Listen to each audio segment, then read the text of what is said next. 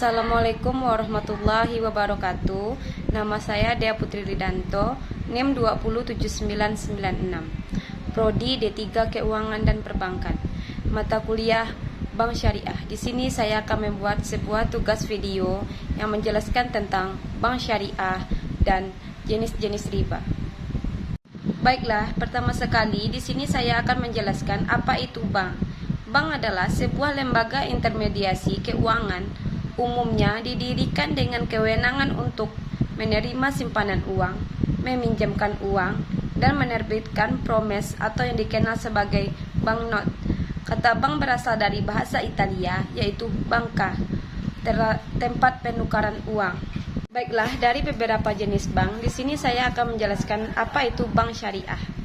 Bank syariah adalah bank yang menjalankan kegiatannya atau usahanya berdasarkan prinsip syariah atau prinsip hukum Islam yang diatur dalam Fatwa Majelis Ulama Indonesia. Selain itu, tujuan bank syariah sendiri yaitu untuk menunjang pelaksanaan pembangunan nasional dalam rangka meningkatkan keadilan, kebersamaan, dan pemerataan kesejahteraan rakyat.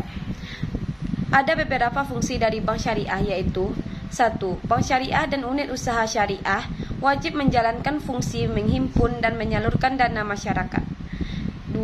Bank syariah dan unit usaha syariah dapat menjalankan fungsi sosial dalam bentuk lembaga baitul mal, yaitu menerima dana yang berasal dari zakat, infak, sedekah, hibah, atau dana sosial lainnya yang menyalurkan kepada organisasi pengelola zakat.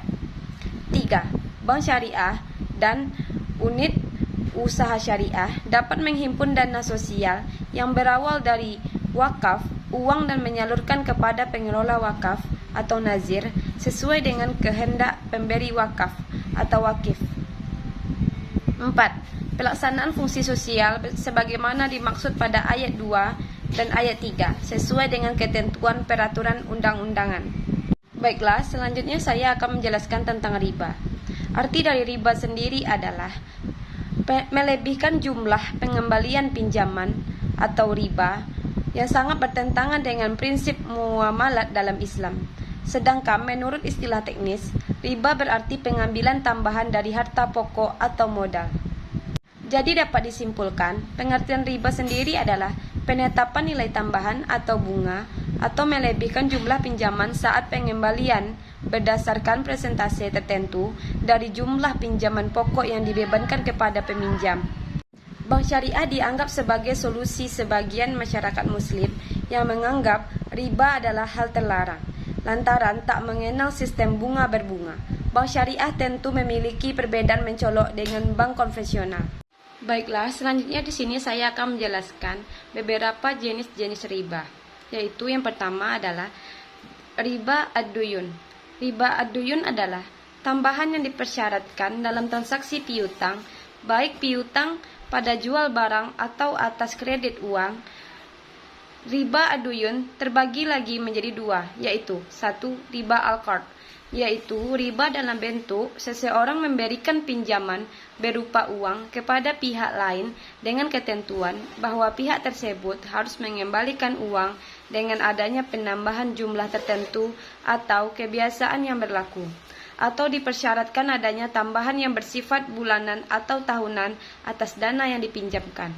2. Riba an-nasi'ah atau jahiliyah, yaitu adanya tambahan yang dipersyaratkan yang melebihi pokok hutang karena penangguhan hutang tersebut. Selanjutnya yang kedua yaitu riba al-buyu. Riba al-buyu adalah riba yang terjadi pada pertukaran dua barang ribawi yang sejenis, jenis tidak sejenis. Riba al-buyu terbagi dua antara lain. 1. Riba al-fad, yaitu adanya kelebihan pada pertukaran dua barang ribawi yang sejenis. 2. Riba an-nasa, yaitu pertukaran dua barang ribawi yang sejenis atau tidak sejenis dalam klasifikasi yang sama dengan adanya penangguhan. Dari Ubadah bin As-Samit berkata, Rasulullah SAW menerjemahkan, jika ditukarkan emas dengan emas, perak, gandum dengan gandum, jelai dengan jelai, garam dengan garam, maka harus sama tukarannya pada saat yang sama. Jika berbeda jenisnya, maka jualah sesuka hati kalian apabila pada saat yang sama. Hadis riwayat Muslim. Baiklah, selanjutnya riba hutang piutang. Riba hutang piutang terbagi menjadi dua macam, yaitu riba qard dan riba jahiliyah. Riba qard yaitu suatu manfaat atau tingkat kelebihan tertentu yang disyaratkan terhadap yang berhutang. Misalnya, seseorang memberikan pinjaman dana tunai pada seseorang lainnya sebesar 1 juta dan wajib mengembalikan pokok pinjaman dengan bunga sebesar 1.500.000 pada saat jatuh tempo, dan kelebihan dana pengembalian ini tidak dijelaskan tujuannya untuk apa. Ini termasuk salah satu penjelasan riba qard. Baiklah, itulah beberapa jenis riba yang tidak diperbolehkan dalam Islam dan menurut ketentuan peraturan bank syariah. Di Indonesia pun tabungan syariah yang menggunakan prinsip-prinsip Islami diawasi oleh Dewan Syariah Nasional atau DSN, sebuah lembaga yang berada di bawah Majelis Ulama Indonesia atau MUI.